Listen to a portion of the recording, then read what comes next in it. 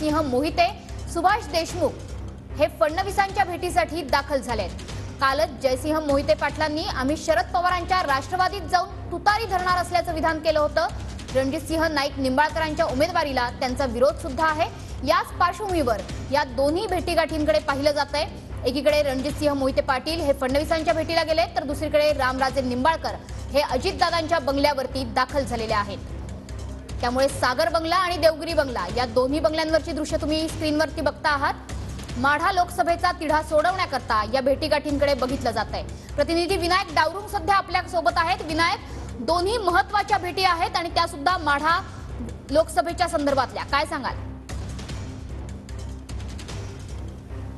मनश्री, बरोबर आहे। लोकसभेच्या या ज्या अडचणीच्या जागा आहेत त्यांच्या कुठेतरी सोडवण्याचे प्रयत्न जे आहेत ते सध्या सुरू आहेत। एकीकडे रामराजे निंबाळकर अजित पवार यांच्या भेटीला गेलेले आहेत, तर दुसरीकडे आपण जर पाहिलं तर माढा मतदारसंघाच्या अंतर्गत जे आमदार समाधान आवतडे असतील, त्याचप्रमाणे दुसरीकडे रणजितसिंह मोहिते पाटील असतील, हे जे आहेत ते या ठिकाणी आलेले आपल्याला पाहायला मिळते। त्यामुळे माढाचा तिढा जो आहे तो साहजिकच वाढलेला आपल्याला पाहायला मिळतोय।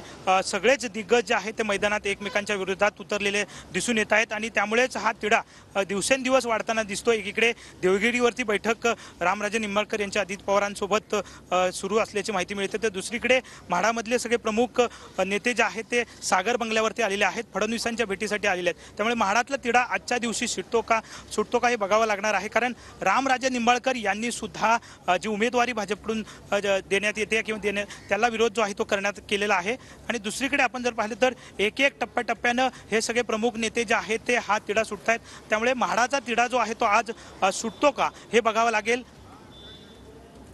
नक्की विनायक, त्याच्यामुळे माढाच्या या तिढ्याकडे आपलं लक्ष असणारच आहे आणि देवगिरी बंगला, सागर बंगला या दोन्ही बंगल्यांवरती सुरू असलेल्या या भेटीगाठींच्या सिलसिल्याकडे सुद्धा लक्ष असणार आहे। आम्ही तुतारी घेणार असल्याची जयसिंह मोहितेंची ही भूमिका होती। माढा लोकसभेचा तिढा कायम आहे आणि भेटीगाठींचा सिलसिला सुद्धा अद्यापही सुरूच आहे।